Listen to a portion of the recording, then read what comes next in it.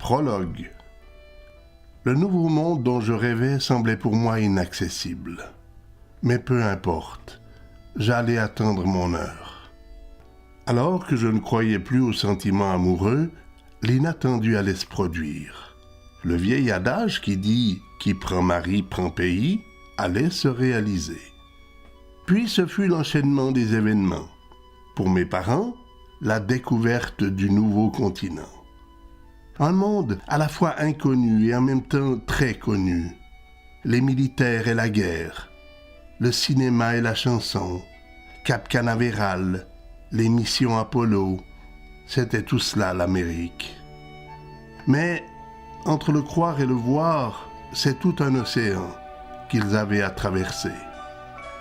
Après 4 ans de patience et d'espoir, mon vœu allait enfin se réaliser. La porte du nouveau monde allait s'ouvrir à nous. Nous nous lancions tête baissée dans une course par équipe. Mais je ne savais pas encore que ma coéquipière avait dans l'idée de casser les relais, puisque sa course à elle ne recherchait pas le même genre de victoire. Mais que cela importe, un ACN n'abandonne jamais. Elle a voulu changer de club. Moi, j'ai préféré la devise des gymnastes suisses. Franc, fier, fort, fidèle. Cette étape était perdue, mais la course, elle, continuait.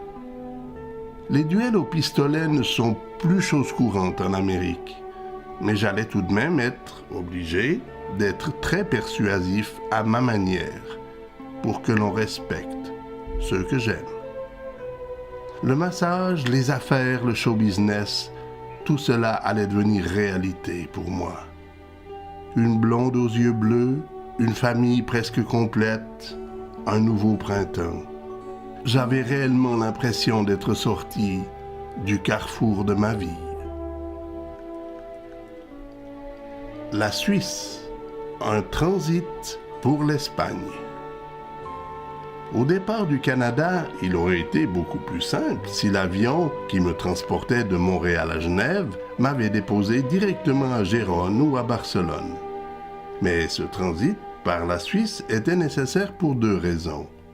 La première, je n'avais pas le choix et me devais de respecter les destinations mentionnées sur mon billet d'avion. Quant à la deuxième, pour mon utilité personnelle, il était nécessaire que je prenne possession de ma Peugeot 204. Impatient de retrouver mes amis catalans, je prenais déjà la route pour l'Espagne le lendemain de mon arrivée au pays. Après environ 10 heures de route, j'étais arrivé à la frontière espagnole du Perthus, où une surprise de taille m'attendait.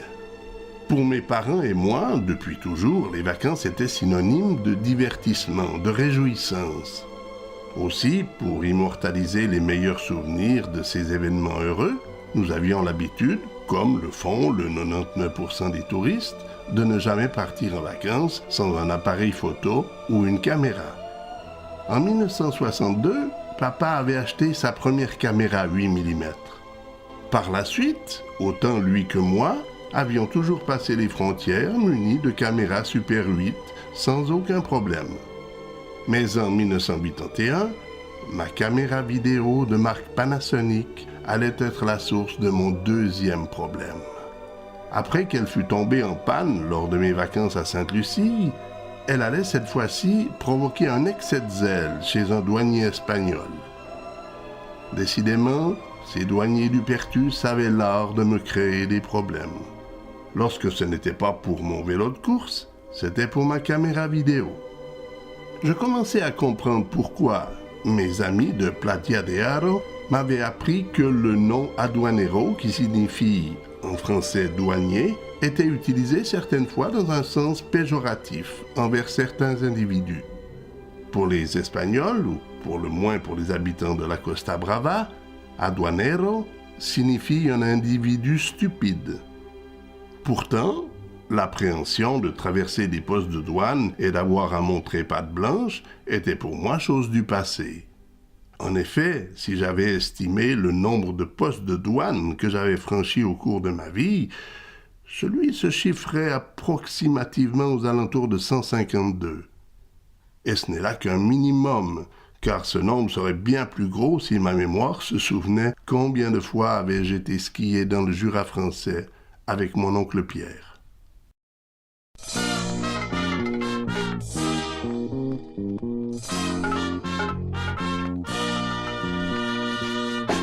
Des vaches espagnoles dans son beau pays pour visiter Charogne, une de ses amies. Arrivée à Dorval avec son sombrero, elle trouva sa copine étendue sur les dos, très malade.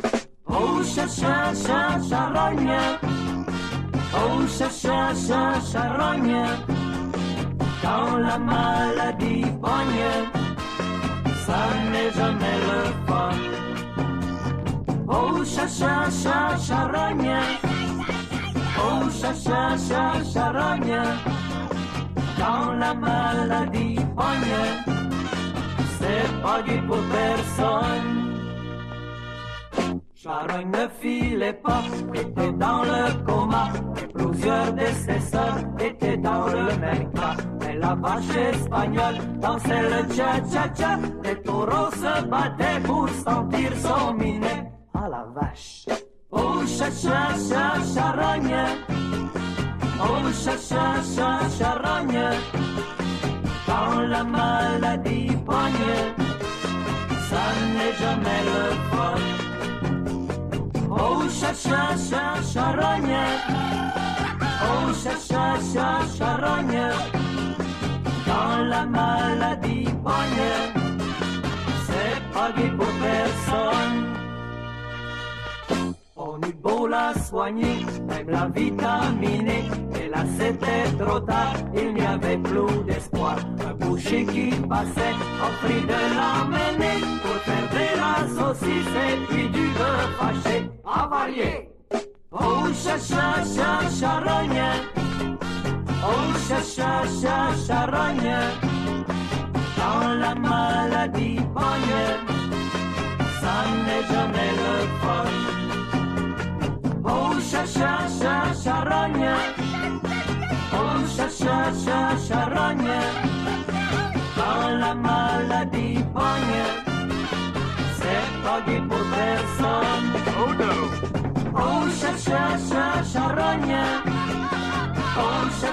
oh charogne, quand la maladie pogne.